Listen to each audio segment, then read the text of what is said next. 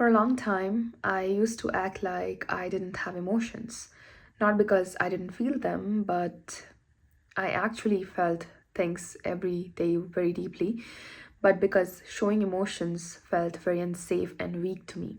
I thought if I appeared logical, stable, and straightforward, then nobody could hurt me. And I also wouldn't create problems for myself. So I trained myself to look emotionless on the outside, and in design school, I kept the same mindset. I always try to stay objective, rational, calm, and controlled. And honestly, it worked in some ways.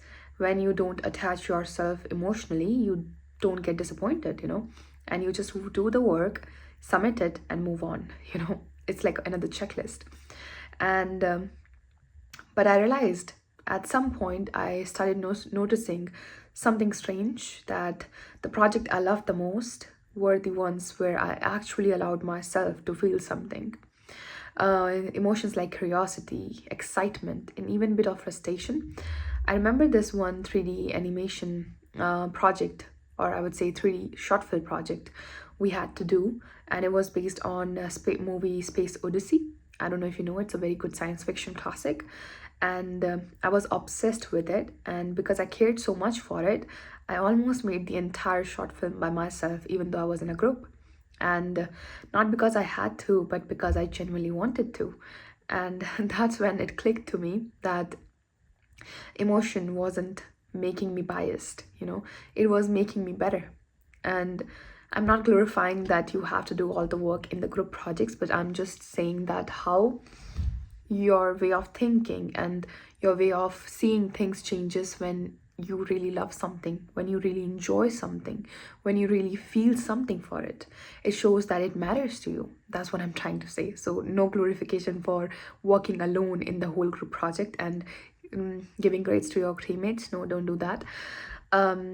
So moving back to the idea of emotions, because when you feel something about your work, you treat it differently, that's also the idea. You see more, you push more, you question deeper. Emotions didn't make my work weaker. I realized it. They made it mine, they made it personal to me. I also learned that emotions doesn't always mean reacting on impulse. I think we have this overrated idea of emotions. Sometimes emotions just show you what matters to you, For example, during a research project on gender equality, our whole team was extremely emotional, angry, defensive, reactive, because we all were looking at the surface level data and we were angry that how things are bad. And but at first the emotions was actually a bias, but we paused and we started listening. We started looking deeper into the data and the myths behind the surface level data we were seeing, like trying to understand the roots of the problem, not just a symptom. And the emotion became a way to understand what's really going on underneath. That's when I realized emotions are not always the problem. Sometimes they are the entry point. Today emotion shows up in my design process through writing, even just being silent and observing people, I would say, and questioning my reactions and being honest with myself when something feels off. Now I feel like design without emotion is just templates, it's pretty visuals, noises, and we see it everywhere, especially with AI.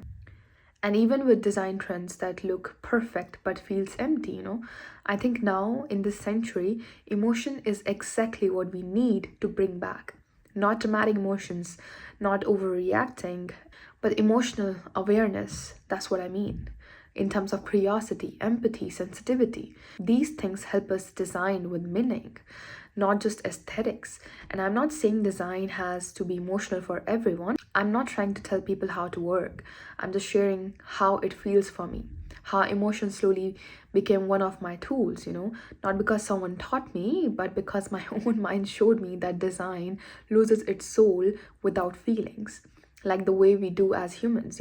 When we try to numb ourselves and when we try to ignore emotions, we become a mess or a machine.